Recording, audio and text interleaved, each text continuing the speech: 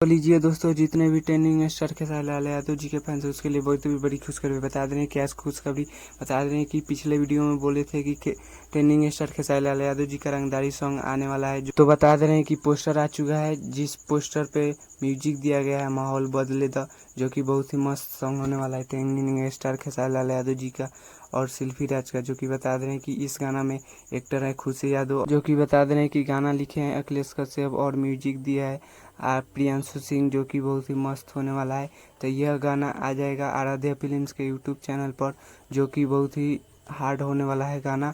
और बता दें कि यह गाना 8 तारीख को रिलीज हो जाएगा, यानी परसों रिलीज हो जाएगा आराध्या फिल्म्स के यूट्यूब चैनल से।